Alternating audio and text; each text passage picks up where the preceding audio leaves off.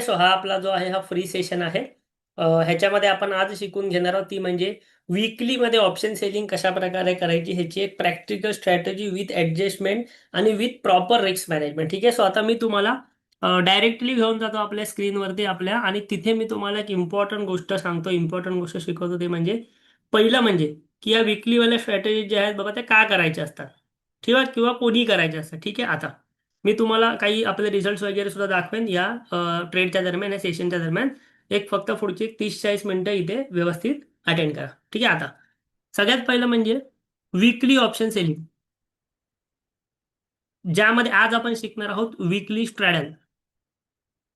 मला एक गोष्ट सांगा, वीकली जे आपण ऑप्शन सेल करतो, काय वाटतं तुम्हाला? तुमचा व्ह्यू वीकली ऑप्शन सेलिंग बद्दल काय आहे? चांगली असेल, वाईट असेल, की रिस्क जास्त असेल, रिवॉर्ड जास्त असेल, काय असेल?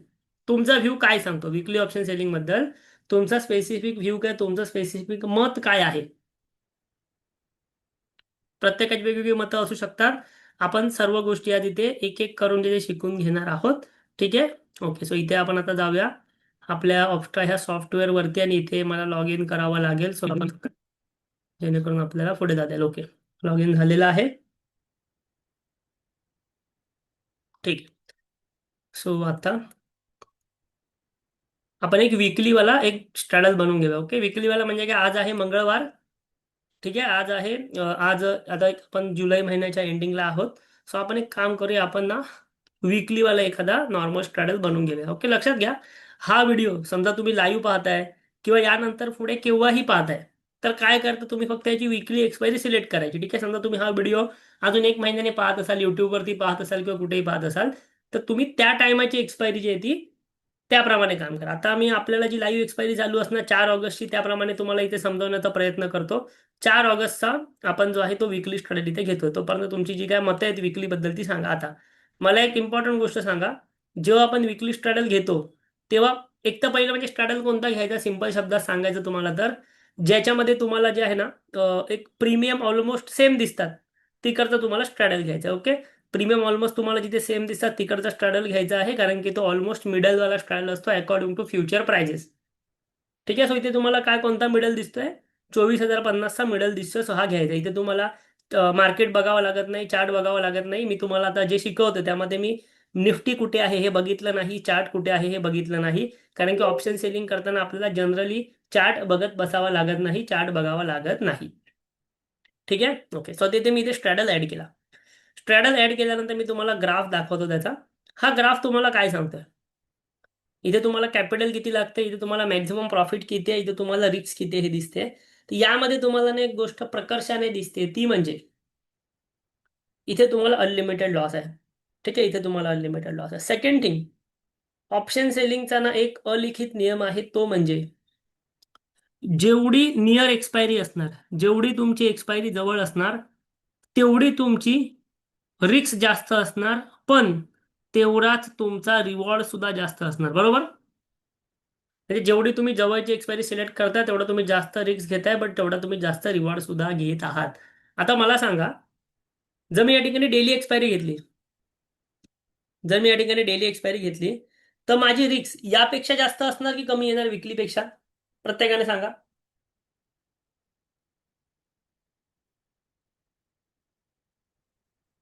जर मी डेली एक्सपायरी घेतली तर ती जास्त रिस्की असेल, ती कमी रिस्की असेल?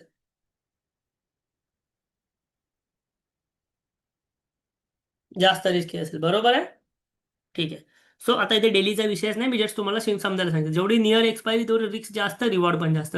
सो ही विकली एक्सपायरी म्हणजे नियर एक्सपायरी झाली, यामध्ये रिस्क जास्त असणार, बट स्वभावानुसार त्याचे रिवॉर्ड पण जास्त असणार. पण आता ह्या ठिकाणी मला सांगा, आपण रिस्क मॅनेज करू शकतो का? तुम्ही एवढे दिवस माझ्याकडून ऑप्शन सेलिंग शिकत आहात, मला सांगा तुम्ही रिस्क मॅनेज करू शकता का यामध्ये?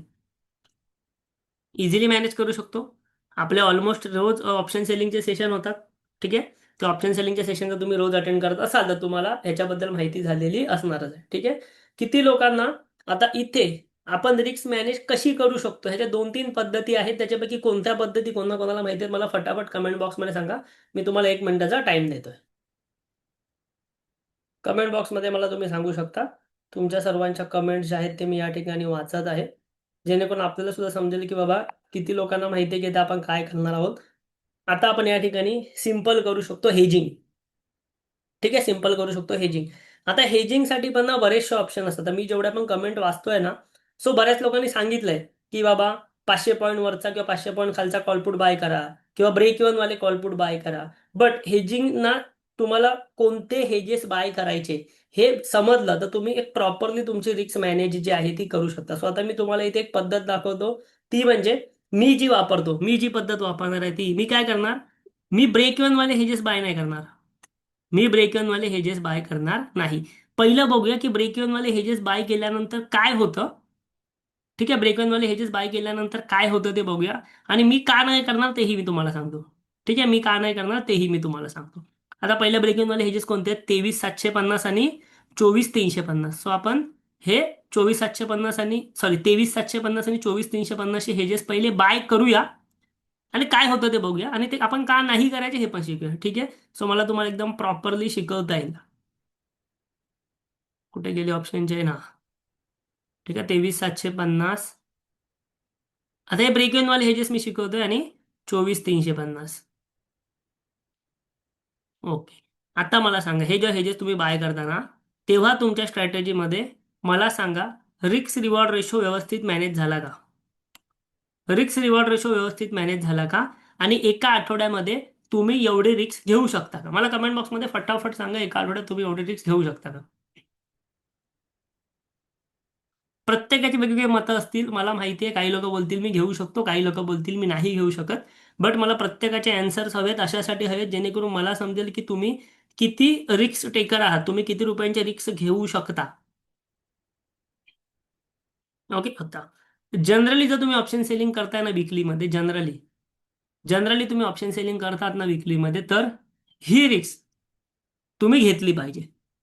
जर तुम्हाला विकलीमध्ये ऑप्शन सेलिंग करायचे तर तुम्ही ही रिस्क घेतली पाहिजे. जर ही रिस्क घ्यायची नसेल तर विकलीमध्ये ऑप्शन सेलिंग करायचीच नाही. सेकंड थिंग म्हणजे जनरल पब्लिकसाठी जे ऑप्शन सेलिंगचे ज्यांना अनुभव आहे त्यांनी एवढी रिस्क घेतलीच पाहिजे. बट आज जे मी तुम्हाला शिकवणार, आज मी तुम्हाला ह्याच्यापेक्षाही सेफ स्ट्रॅटेजी शिकवणार. लक्षात घ्या, हे मला ही स्ट्रॅटेजी तुम्हाला शिकवायची असती ना, मी फक्त तुम्हाला टेलिग्रामवरती जर हा फोटो तरी टाकला असता तरी अर्ध्या अधिक लोकांना समजलं असतं हे काय आहे ते. पण मला तुम्हाला हे नाही शिकवायचं ना, म्हणून मी सेशन घेतो इथे, आपला 1 तास खर्च करतोय. आपण ब्रेक इव्हन वाले हेजेस बाय करणार नाही. काय करणार आहे लक्षात घ्या, मला तुम्हाला ह्याच्यापेक्षाही कमी रिस्क मध्ये टाकायचं आहे. ठीक आहे, माझा तुम्हाला ह्या 2 आठवड्यामध्ये मी जे सेशन घेतोय ना, त्या 2 आठवड्यामध्ये सेशन घेण्याचा माझा मोटिव्ह हाच आहे की तुम्हाला जास्त प्रॉफिट नाही झाला तरी चालेल, पण तुम्हाला जास्त लॉस पण नाही झाला पाहिजे. गेले काही दिवस मी हे वाक्य वारंवार बोलतोय, तुम्हाला जास्त प्रॉफिट नाही झालं तरी चालेल, पण जास्त लॉसही झाला नाही पाहिजे. आपल्याला कमी गमवायचं आहे. भेटला नाही तरी चालेल मार्केटमधनं, पण गमवायचं नाही. सिंपल रूल आहे. सो ब्रेक इव्हन वाले हेजेस ही खरं म्हणजे बेस्ट प्रॅक्टिस आहे, जे थोडेफार एक्सपिरियन्स आहेत त्यांच्यासाठी. पण मी आज तुम्हाला सांगणार आहे ह्याच्यापेक्षाही कमी रिस्कवाली स्ट्रॅटेजी. सो मी ब्रेक इव्हन वाले हेजेस इथे उडवून टाकतो. ठीक आहे, बऱ्याच लोकांनी इथे ब्रेक इव्हन कमेंट केली, म्हणून मी तुम्हाला तो पण एक पॉईंट इथे कव्हर केला की काय होऊ शकतं ते. आता जाऊया पुढे. मी काय करणार, जो स्ट्रॅडल मी सेल केला आहे तिथून फक्त 200 पॉईंट आउट ऑफ द मनीचे ऑप्शन बाय करणार. 200 पॉईंट म्हणजे मी 24,050 सेल केलाय ना, सो 24,050च्या वरती 200 पॉईंटचा कॉल बाय करणार, खाली 200 पॉईंटचा पुट बाय करणार. त्यामुळे काय होतं ते व्यवस्थित बघा. ठीक आहे, सो 24,050चा मी समजा सेल केलाय, सो 24,250चा कॉल बाय करेन, म्हणजे जो वरचा असेल त्याचा मी कॉल बाय करेन, आणि 23,850चा पुट बाय करेन जो की खालच्या साईडचा असेल. आणि हे केल्यानंतर माझी स्ट्रॅटेजी काय बनते या ठिकाणी तुम्ही बघू शकता. ही जी आहे माझ्या स्ट्रॅटेजीमध्ये, आता रिस्क मॅनेजमेंट काय झाली ती बघू शकता आणि कॅपिटल बघू शकता. ठीक आहे, सो मी जे तुम्हाला मगाशी वाक्य म्हटलं की बाबा मला जास्त प्रॉफिट नाही आलं तरी चालेल. इथे मगाशी माझं 13,000 रुपयाचं प्रॉफिट होतं नॉर्मल हेजेसने, इथे 10,000 झालंय. बट मला जास्त पैसे नाही भेटले तरी चालतील, बट मला गमवायचे जास्त नाहीत. सो आत्ता मला सांगा, एका आठवड्यामध्ये मॅक्झिमम कॅपिटल 8,000 रुपये कमी लागलं. मगाशी 88,000 होता तर 80 झालं. ठीक आहे, आता मला सांगा, या ठिकाणी मॅक्झिमम 2,700 रुपयाचा लॉस कोण कोण घेऊ शकतं? मगाशी ज्यांनी कमेंट केलं, ज्यांनी नाही म्हटलेलं की बाबा आम्ही 7,000 रुपयाचा लॉस नाही घेऊ शकत, तर 2,700 रुपयाचा लॉस कोण घेऊ शकतं? स्क्रीन शो होते आहे का सर्वांना? आय थिंक सर्वांना स्क्रीन बरोबर शो होते. ज्यांना नाही होते लेफ्ट होऊन परत जॉईन व्हा, तुम्हाला स्क्रीन होणार शो, कारण की माझ्याकडून तरी काही टेक्निकल एरर नाही दिसत आहे मला तरी. ठीक आहे, ओके. आता सो ही स्ट्रॅटेजी सिंपल आहे, 200 200 पॉईंटवाला हेजेस बाय करा. आता ह्याच्यामुळे काय झालं माहिती आहे, जेव्हा तुम्ही 200 पॉईंट्सवाले हेजेस बाय करता ना, तेव्हा तुमचे ब्रेक इव्हन कमी झाले. काहीतरी तुम्हाला भेटलं तर काहीतरी तुम्ही गमावणार, ऑब्विस गोष्ट आहे, तुमचे ब्रेक इव्हन कमी झाले. बट ब्रेक इव्हन कमी झाले तरी हरकत नाही. मला माहिती आहे की उद्या मार्केटमध्ये प्रोबॅबिलिटीवरती जास्त लक्ष देऊ नका. प्रोबॅबिलिटी हा सॉफ्टवेअर ठरवतो, मार्केट नाही ठरवत.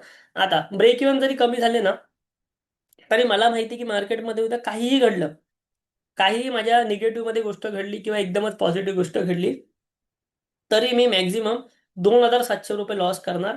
आणि मला रात्री शांतपणे झोप लागणार, कारण की मला माहिती आहे उद्या मार्केटमध्ये काही झालं माझा 2,500 रुपयाचा लॉस होईल. सो रात्री झोप लागण्याचा प्रॉब्लेम मला सुरू होणार नाही बाकीच्या ट्रेडर सारखा. ठीक आहे, यामुळे शक्यतो मी ऑप्शन सेलिंग करत असतो. आता पुढे जाऊया. हे झाल्यानंतर आपल्याला आता ह्याच्यामध्ये मेन काय शिकायचं, मेन आपल्याला ह्याच्यामध्ये ऍडजस्टमेंट शिकायचं. मला तुम्हाला स्ट्रॅटेजी इथे सांगण्यामध्ये काय जास्त हे नाहीये, कारण की हे सर्वांना माहिती आहे काय केलं की काय होतं ते. बट मला तुम्हाला स्ट्रॅटेजीची ऍडजस्टमेंट शिकवायची. सो सुरुवात करूया, पुढे जाऊया. आता ही स्ट्रॅटेजी ना आपण बघूया की जुलै महिन्यात कशी चालली आहे ती. बॅक टेस्ट करूया. बॅक टेस्ट करता करताच आपल्याला ह्याची ऍडजस्टमेंट शिकायची. ठीक आहे, बॅक टेस्ट करता करता ऍडजस्टमेंट शिकायची. आता मी तुम्हाला सांगणार ही स्ट्रॅटेजी कधी घ्यायची, कोणत्या दिवशी घ्यायची, कोणत्या दिवशी एक्झिट करायची, कोणती एक्सपायरी असलं पाहिजे, सर्व शिकायला सुरुवात करूया. Adjustment, back testing, fire fighting techniques, या स्ट्रॅटेजीमध्ये सर्व गोष्टी आपण आता इथे शिकून घेऊया. ओके, आता हे झालं. हे झाल्यानंतर आपल्याला काय करायचं आहे, आपण आता इथे कधीपासून सुरुवात करूया, गेल्या आठवड्यापासून सुरुवात करूया. बघा, पहिला रूल काय माहिती आहे का, ही स्ट्रॅटेजीमध्ये एंट्री कधी घ्यायची, या स्ट्रॅटेजीमध्ये एंट्री तुम्हाला घ्यायची आहे वेनसडे मॉर्निंग. मॉर्निंगला कधी घेऊ शकता, 9:15 9:30 कधी घेऊ शकता. मी 9:16 एंट्री घेणार, तुम्ही कधी टायमिंग घेऊ शकता. वेनसडेला घ्यायची आहे एंट्री, मॉर्निंगला घ्यायची आहे 9:16. क्लिअर आहे. आणि एक्झिट कधी करायची, एक्झिट करायची एक्सपायरी डेला. एक्झिट करायची एक्सपायरी डेला एक साधारणतः 11:30 वाजता. ओके, साधारणतः 11:30. म्हणजे काय, आपण हा ट्रेड कधी कधी होल्ड करणार, आपण हा trade Wednesday, Thursday, Friday, Saturday संडेला सुट्टी असते आणि मंडे. सो 4 नाईट आपण हा ट्रेड होल्ड करणार.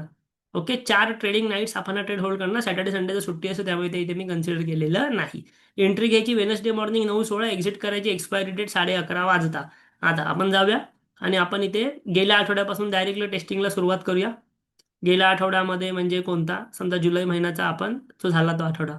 सो जुलै महिन्यामध्ये वेनसडे कधी होता, 22 तारखेला. ओके, 22 तारखेला सुरुवात करूया. आता मला सांगा, जर मी 22 तारखेला सुरुवात केली तर माझी एक्सपायरी मी कोणती घेतली पाहिजे, फटाफट कमेंट बॉक्समध्ये सांगा.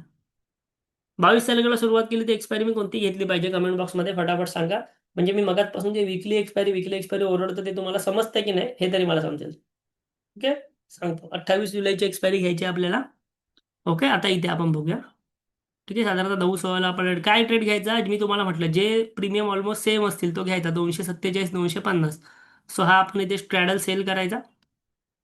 आणि स्ट्रॅडल सेल केल्यानंतर 200 पॉईंट दूर दूरचा हेजेस बाय करायचा. 24,050 23,850चा बाय करायचा, 24,250चा बाय करायचा. हे केल्यानंतर आता मला सांगा, तुम्हाला या स्ट्रॅटेजीमध्ये साधारणतः 80,000 रुपयाचं कॅपिटल लागतं, हे समजलं. आता मला सांगा इथे तुमचे रिस्क रिवॉर्ड रेशो काय आले जरा बघा. 28 बाय विकली कसा होणार, 21 जुलैला तुम्ही ट्रेड घेतलाय, सो 28 बाय विकली नाही होणार. 21 पण नाही, 22 जुलैला तुम्ही ट्रेड घेताय, बरोबर की नाही. 22 जुलै आणि 28 सेम एक्सपायरी, बाय विकली नाही, सेम एक विकली एक्सपायरी झाली ती. इथे बघा, लॉस तुम्हाला 1,800 रुपयाचा मॅक्झिमम लॉस होतोय. सो तुम्ही जर ट्रेडिंग करत असाल, 1,800 रुपयाचा मॅक्झिमम लॉस तुम्ही एक निग्लिजिबल लॉस सुद्धा ह्याला म्हणू शकता. ठीक आहे, ऑब्विसली कोणताही लॉस छोटा नसतो किंवा, पण म्हणू शकता तुम्ही 1,800 रुपयाचा लॉस आपण रिस्क घेऊ शकतो बाबा, चल. ठीक आहे, आपल्याला ह्याच्यामध्ये नुसता लॉस नाही घेते, ऍडजस्टमेंट पण करायची. वेळ आल्यावर मी ऍडजस्टमेंट पण शिकवणार तुम्हाला आत्ताच्या सेशनमध्ये. सो असं नका समजू की लॉस आला की लॉस घ्यायचा. ठीक आहे, पुढे जाऊया. आता ह्यामध्ये आपला रूल काय, आपल्याला एक्सपायरी डेला सकाळी 11:30ला एक्झिट करायचे. असं एक एक दिवस पुढे जाऊया. आपली ऍडजस्टमेंट कधी येणार माहितीये का, जेव्हा ब्रेक इव्हन ब्रेक होणार आणि आपला ट्रेड लॉसमध्ये असणार तेव्हा. काय सांगितलं, ब्रेक इव्हन ब्रेक होणार आणि आपला ट्रेड लॉसमध्ये असणार तेव्हा आपली ऍडजस्टमेंट येणार. क्लिअर आहे. ऍडजस्टमेंट काय करायची मी तुम्हाला शिकवणार. आता जा एक एक दिवस पुढे डायरेक्टली. एक दिवस पुढे गेलो, ब्रेक इव्हन ब्रेक झाला का, नाही ब्रेक झाले, ब्रेक इव्हन 800 रुपयाचा प्रॉफिट चालू आहे, चांगली गोष्ट आहे. पुढे जाऊया. ब्रेक इव्हन ब्रेक झालाय का, तर ब्रेक होणं, ब्रेक इव्हनला आहे ट्रेड, ब्रेक इव्हन ब्रेक नाही झाला, ट्रेड ब्रेक इव्हनला आहे. पण आपण लॉसमध्ये आहोत का, आपण लॉसमध्ये आहोत का. तर काही लोक असं म्हणू शकतात की ब्रेक इव्हन ब्रेक झाला, ठीक आहे, पण आपण लॉसमध्ये नाही ना. दोन्ही कंडिशन झाल्या पाहिजेत, कारण की हा प्रॉपर हेज ट्रेड आहे. सो हेज ट्रेडमध्ये तुम्हाला एवढी घाबरायची गरज नसते. समजलं की ना, हेजिंग वाला ट्रेड आहे. माझ्यासारखा माणूस बोलेल की बाबा चल मला याच्यात ऍडजस्टमेंट पण नको, कारण 1700 रुपयाचाच लॉस आहे. आता 1700-1800 रुपयाचा लॉस वाचवण्यासाठी मी काय एवढी मोठी ऍडजस्टमेंट करणार. बट या ह्याच्यामध्ये वेळ आली तर आपण ऍडजस्टमेंट करूच, बट तुम्हाला एक जनरल सांगतं की त्या त्या सिच्युएशनला आपण काय काय रिॲक्ट केलं पाहिजे ते. ठीक आहे, पुढे जाऊया. काही करायची गरज नाही, प्रॉफिटमध्ये ट्रेड आहे. परत बघा, ब्रेक ब्रेक झाला, पण ट्रेड लॉसमध्ये आहे का? आपला रूल आपल्याला काय सांगतोय की break even break plus trade लॉसमध्ये, तसं तर काय नाहीच आहे. हरकत नाही, अजून एक दिवस पुढे जाऊया. ओके, आता मला सांगा, मंडेचा दिवस 4500 रुपये प्रॉफिट, ट्रेड रेंजमध्ये आला, 7000 रुपये प्रॉफिट. ठीक आहे, 7000 रुपये. आता इथे आपण 28 जुलैला डायरेक्ट 3:30ला गेलं, बट मी तुम्हाला काय म्हटलं, 11:30ला एक्झिट करायचे आपल्याला. सो 11:30 प्रमाणे जावं एकदम आपण. लालच नको करायला. 11:30ला तर 11:30ला एक्झिट मारूया. इथे बघा, 11:30ला 6800 रुपयांचा प्रॉफिट होता आपल्याला. आपण हा ट्रेड इथे एक्झिट केला पाहिजे होता. आपल्याला या ठिकाणी एक साधारणतः 80,000वरती 6800 रुपये प्रॉफिट भेटला. म्हणजे किती प्रॉफिट झाला? 8% प्रॉफिट झाला, बरोबर. 8-8.5% प्रॉफिट झाला एका आठवड्यामध्ये. 8.5% प्रॉफिट आपल्याला झाला या ठिकाणी, तो पण प्रॉपर हेजिंगने, तो पण फक्त एक 1700-1800 रुपयाची रिस्क घेऊन. चांगलं आहे की वाईट आहे? एकदम सेफ स्ट्रॅटेजी मी तुम्हाला दिली, ज्यामध्ये तुम्हाला कोणतंही टेन्शन नाही. फक्त 1800 रुपयाचा लॉस. आता इथे 1800 रुपयाचा लॉस काय आला, कारण की विक्स थोडासा जास्त होता. सो विक्स थोडासा जास्त असेल ना तर लॉस कमी होतो. म्हणजे विक्स थोडासा तुम्ही जास्त असताना ट्रेड घेतलात ना, ते लॉस तुम्हाला कमी दिसतो. कदाचित विक्स जर कमी असेल तर इथे तुम्हाला लॉस थोडा जास्त दिसू शकतो, 2000-3000. बट यावेळी विक्स जास्त होता म्हणून तुम्हाला लॉस कमी दिसला. समजलं? ओके, आता जाऊया पुढे.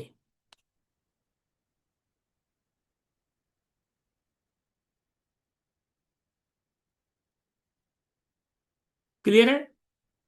येस. म्हणजे या आठवड्यामध्ये ऍडजस्टमेंट करण्याची गरज पडली का? नाही पडली. ओके, आता आपण जाऊया ह्याच्या आधीचा आठवडा बघूया. म्हणजे ह्या आठवड्यामध्ये ऍडजस्टमेंट करण्याची गरज नाही, ह्याच्या आधीचा आठवडा 15 जुलैचा ट्रेड. 15 जुलैला कोणती एक्सपायरी पाहिजे? वीकली वाली, म्हणजे कोणती? 21 जुलैची, जी जवळची एक्सपायरी आहे ती. ठीक आहे, 9-16ला ट्रेड घ्यायचा. ट्रेड कोणता घ्यायचा ते आय थिंक तुम्हाला समजलं असेल एवढ्यात. मला कमेंटमध्ये सांगत चला, तेवढी तुमची पण प्रॅक्टिस होईल. सिम्पल स्ट्रॅटेजी जो सेल करायचा. ओके. अरे, कोणी लॉग इन केलं? एक मिनटं. कोणत्या तरी डिव्हाइसमधून लॉग इन झालेला आहे. एकच मिनटं, मला एक मेसेज टाकू दे.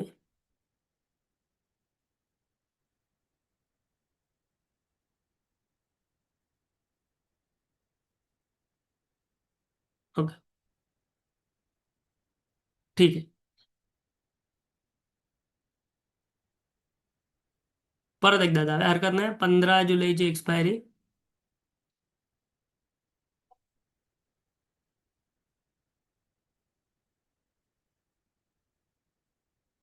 21 जुलै.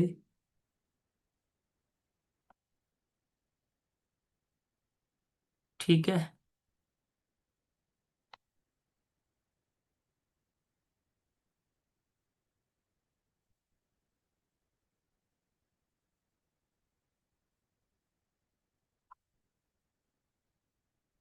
ओके, आणि 200 पॉईंटवाला आपल्याला हेजेस बाय करायचे.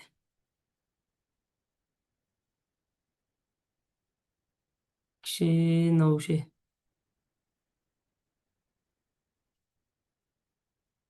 ठीक आहे, ओके, चला. आता इथे तुमची रिक्स किती आली मला सांगा. इथे तुमची रिक्स आली 2500 रुपये. का माहिती आहे? कारण की विक्स थोडासा कमी असणार मग अशापेक्षा, त्यामुळे. बट मी तुम्हाला जो आताचा ट्रेड दाखवलेला ना, की मॅक्झिमम 2700 रुपयाची रिक्स, सो तेवढीच होऊ शकते. ओके, सो 2500 रुपयाची रिक्स पण ठीक आहे.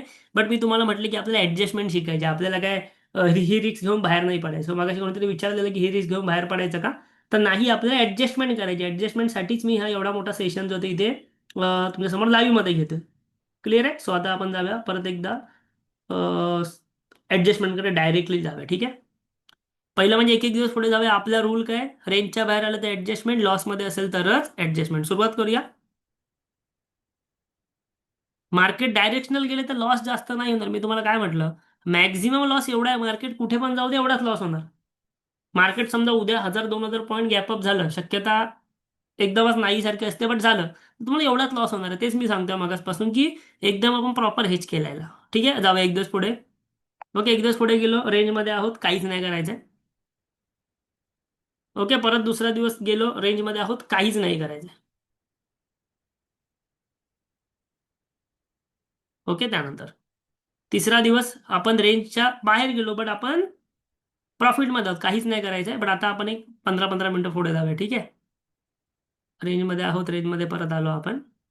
ठीक आहे, रेंजच्या बाहेर जातो म्हणून 15-15 मिनिटच पुढे चाललोय आपण, जेणेकरून एक दिवसाने डायरेक्ट बाहेर नको जायला आपण. ठीक आहे, अर्ध्या तासाने पुढे जाऊया, कारण की जास्त काय नाही होत आहे. ओके, अजून पण आपण प्रॉफिटमध्येच असतो, काही करायची गरज नाहीये. 21 जुलै अजून पण प्रॉफिटमध्येच आहोत.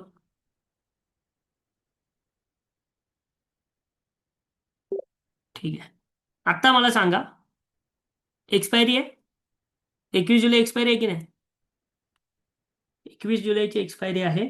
21 जुलैची एक्सपायरी असल्यानंतर 11:30 वाजले. ओके, 11:30 वाजले. काय केलं पाहिजे आपण? झालं प्रॉफिट आपल्याला. सो आता आपण हे दोन बॅक टेस्टिंग बघितलं ना, त्यामध्ये आपल्याला विदाऊट ऍडजस्टमेंट प्रॉफिट झालेलं आहे. ठीक आहे, विदाऊट ऍडजस्टमेंट प्रॉफिट झालेलं आहे. टेन्शन घेऊ नका, मी तुमच्यासमोर पूर्ण जून महिना चेक करणार आहे. सो कुठे ना कुठे ऍडजस्टमेंट येईल. ओके, मी तुम्हाला सेशन घेण्याआधी ह्या गोष्टी चेक नाही करत की कुठे ऍडजस्टमेंट आहे कुठे नाही. मी तुम्हाला डायरेक्टली लाईव्ह मध्ये शिकवायला सुरुवात करतो. सो त्यामुळे मला माहिती नाही की कधी ऍडजस्टमेंट येणार किंवा मी काय पाठ करून ना बसलोय.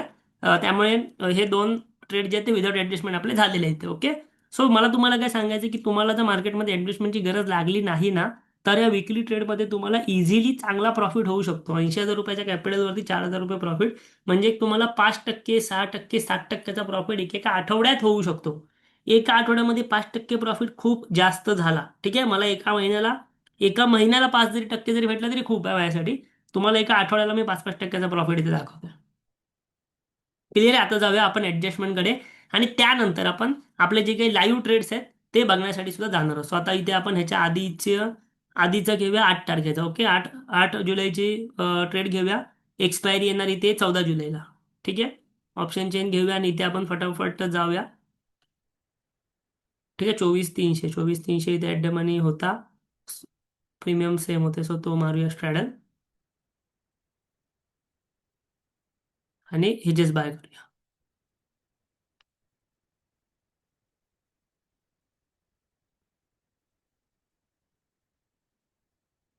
ओके, इथे पण बघा 2,700ची रिक्स. ठीक आहे, 2,700ची रिक्स म्हणजे रिक्स टू रिवॉर्ड रेशो ऑलरेडी चांगला आहे. तुमच्यापैकी काही लोक असं म्हटले की बाबा मला ऍडजस्टमेंट करायला वेळ नाही भेटला, तरी रिक्स टू रिवॉर्ड रेशो ऑलरेडी एवढा चांगला आहे ना, तरी मॅक्झिमम तुम्ही 1700-2700 रुपयेच गमावताय. ठीक आहे, मॅक्झिमम बोलतोय मी. म्हणजे जरी काही बाबा उलटफेर झाली तरी. सो परत एकदा पुढे जाऊया, एक एक दिवस. ओके, पहिल्याच दिवशी आपल्याला इथे लॉस दिसतो, सो डायरेक्ट एक दिवस पुढे जाण्यात अर्थ नाही. ठीक आहे, एक काम करा, डायरेक्ट एक दिवस पुढे नको जाऊया. त्याच दिवशी आपल्याला लॉस झालाय, सो आपण अर्धा अर्धा तासावाला पुढे करूया, जेणेकरून आपल्याला ऍडजस्टमेंट करता येईल. ओके, मागे गेलं पाहिजे परत त्या दिवशी. ओके, त्या दिवशी 1:30 वाजेपर्यंत आपण प्रॉफिटमध्ये होतो. आता इथे बघा, हे एक्झाम्पल एकदम बेस्ट आहे तुमच्यासाठी. पहिल्याच दिवशी लॉस होतोय. हे बघा, आता मला सांगा, रेंज ब्रेक झालेली आहे का आणि ट्रेड लॉसमध्ये आहे का? कमेंट बॉक्समध्ये सांगा, रेंज ब्रेक झालेली आहे का आणि ट्रेड लॉसमध्ये आहे का?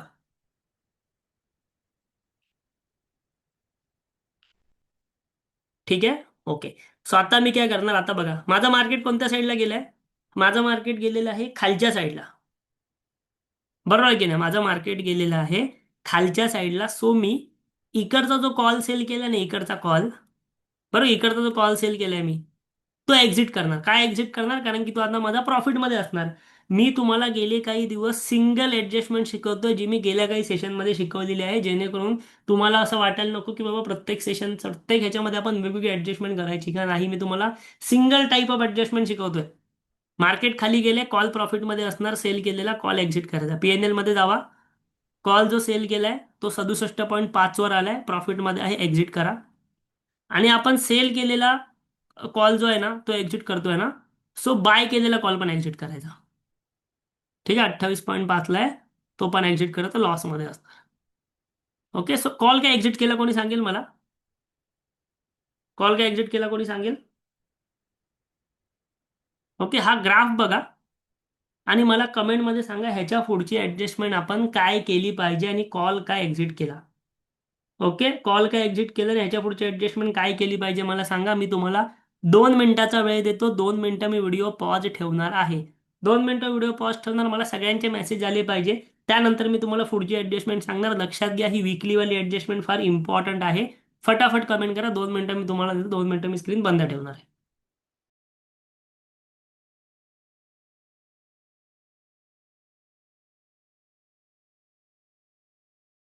ओके, ठीक आहे.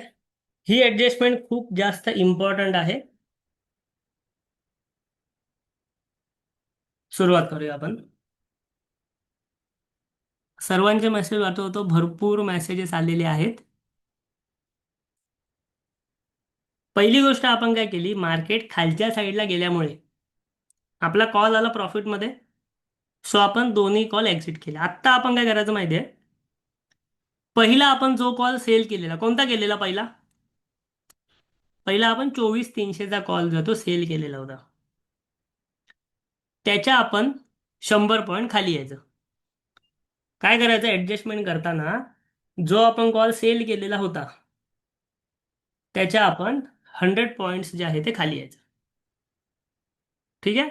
सो येऊया आपण खाली. 100 पॉईंट खाली यायचं म्हणजे काय, 100 पॉईंट खालचा कॉल सेल करायचा आपल्याला. सो ऑप्शन चेन वरती जाऊया परत.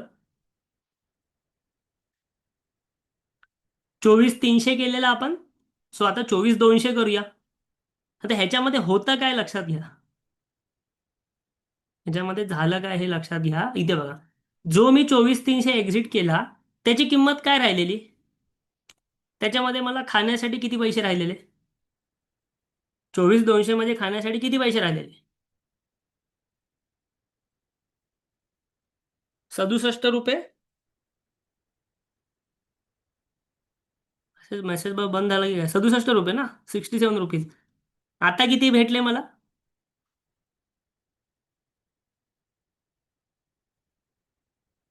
आता मला भेटले 100 रुपये. म्हणजे मला तेव्हा 67 पॉईंट मॅक्झिमम भेटले असते. ते मला आता 100 पॉईंट मॅक्झिमम भेटणार म्हणजे मी जवळपास 33 पॉईंट्स वाढवले. आता ह्याच्यामध्ये ना मी हेज वगैरे बाय नाही करणार, ऍडजस्टमेंट करताना म्हणजे मी स्वतः नाही करत. तुम्हाला पाहिजे तर 10 रुपयाचा कॉल तुम्ही बाय करू शकता. जर तुम्हाला मार्जिन कमी करायचं असेल, जर तुम्हाला मार्जिन कमी करायचं असेल 10 रुपयाचा एखादा कॉल तुम्ही बाय करा. बट मी नाही करणार, मी सिम्पल ठेवणार जेणेकरून माझी स्ट्रॅटेजी डाऊन साईडला लॉस फ्री झाली. काय झाली, डाऊन साईडला लॉस फ्री झाली, झिरो लॉस झाली. तुम्हाला हवा तर इथे तुम्ही 10 रुपयाचा एखादा कॉल बाय करा जेणेकरून तुमचं मार्जिन व्यवस्थित मॅनेज होईल. पण तुम्हाला इथे मॅक्झिमम प्रॉफिट थोडासा कमी दिसेल. ओके, आणि माझा ब्रेक इव्हन आला फार जास्त वरती, जो की लेवल आहे 24,418. ठीक आहे. आता जाऊया परत एकदा पुढे जाऊया. तर हा दिवस आपण संपवूया. ठीक आहे, हा दिवस आपण संपवूया आणि डायरेक्टली आपण दुसऱ्या दिवसापासून एक एक दिवस वर जाऊया. किती प्रॉफिटमध्ये आलो मी, प्रॉफिटमध्ये आलो का, 14 जुलैला माझी एक्सपायरी आहे. 11:30 वाजता एक्सपायरी आहे. 5 आणि 5. ओके, किती प्रॉफिट झाला बघा मला. मी जी ऍडजस्टमेंट केली त्यामध्ये मला किती प्रॉफिट झाला, ओव्हरऑल मला प्रॉफिट झाला 3,600 रुपये. आणि ही ऍडजस्टमेंट मी का केली की बाबा ट्रेड माझ्या लेवलच्या बाहेर जाताना दिसला. सो जो तुम्ही नंतरचा कॉल सेल केलात ना त्यात तुम्ही जवळपास 5,400 रुपये मिळवलात. सो फायदा झाला ना तुमचा.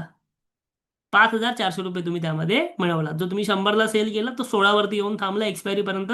तेवढे पैसे तुम्हाला तिथे खायला भेटले. क्लिअर आहे, ऍडजस्टमेंट सगळ्यांना समजली. मी आतापर्यंतच्या आधीच्या सेशनमध्ये ही ऍडजस्टमेंट शिकवलेली आहे. बट वेगवेगळे पॉईंट्स तुम्हाला बाय करायला सांगितले. कधी मी तुम्हाला म्हटलं 1,000 पॉईंट खालचा बाय करा, 1,000 पॉईंट खालचा सेल करा, कारण की तो स्ट्रँगल होता. आज मी तुम्हाला म्हटलं 100 पॉईंट खालचाच करा, कारण की हे वीकली आहे. वीकलीला तुम्ही जास्त जवळ जाऊ शकत नाही. समजतंय की नाही. 2 लेग आपण जेव्हा एक्झिट मारतो ते एक्झिट झाल्यानंतर हा नवीन फक्त एक कॉल सेल करायचा. ठीक आहे, बास्केट वगैरे करत असाल तर. क्लिअर आहे, हे सर्वांना समजलं. आपण अजून एक एक्झाम्पल बघूया का, की बस झालं. अजून एक एक्झाम्पल बघूया की बस झालंय मला सांगा. इथे आपण जनरली काय केलं बघा, आपला ना लॉस ऑलरेडी कमी आहे. जेव्हा स्ट्रॅटेजी बनवतो तेव्हा लॉस आपला ऑलरेडी कमीच आहे. पण आपण काय केलं, आपण त्याला अजून कशा प्रकारे कमी करू शकत असू ते बघितलं. क्लिअर. आता जाऊया पुढे. अजून एक बघूया ना. ठीक आहे.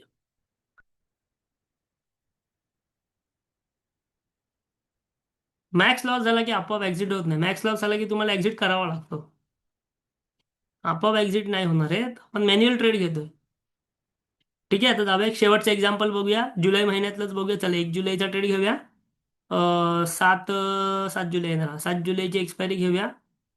ट्रेड काय घ्यायचं हे तुम्हाला आता समजलं. सो त्याच्याबद्दल आपण जास्त नाही बोलत आहे. आपण सिम्पल ॲट द मनीचा स्ट्रॅडल सेल करतो. 200 पॉईंट दूर दूरचे हेजेस बाय करतो.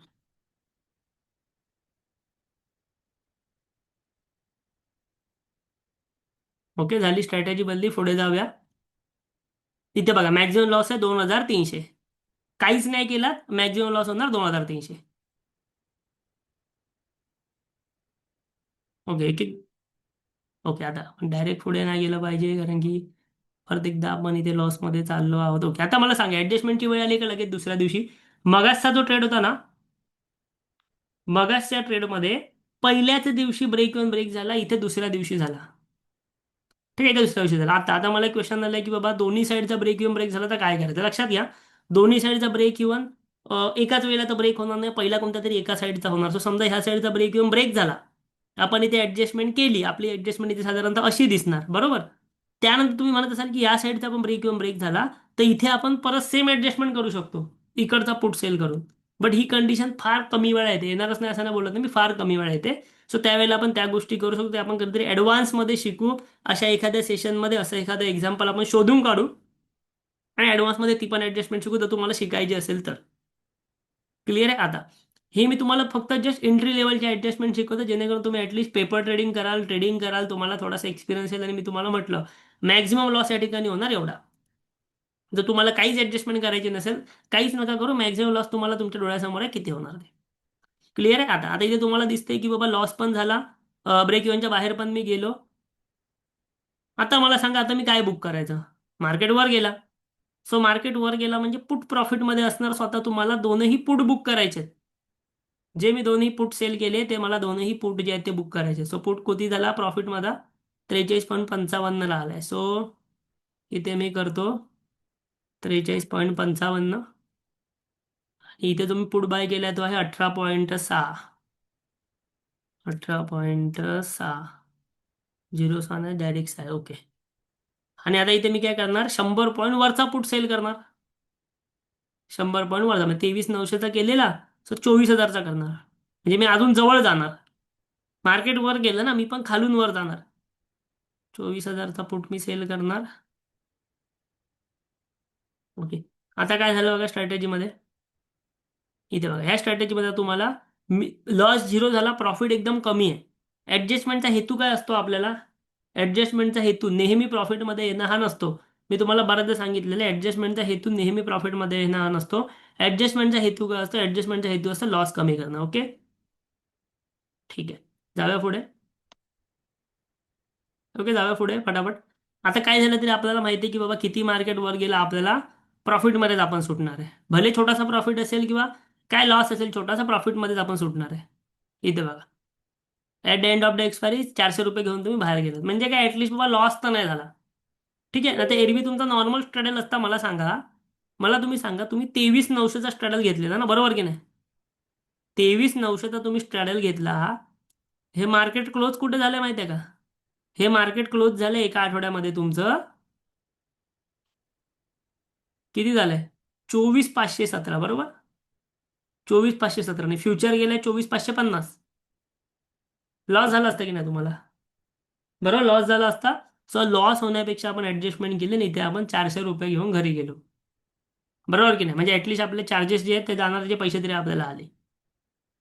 क्लिअर. असं ऍडजस्टमेंटचा अर्थ नेहमी हा नसतो की मी प्रॉफिटमध्ये देणार, बट मी माझा मॅक्झिमम लॉस कमी करू शकतो किंवा शून्य करू शकतो.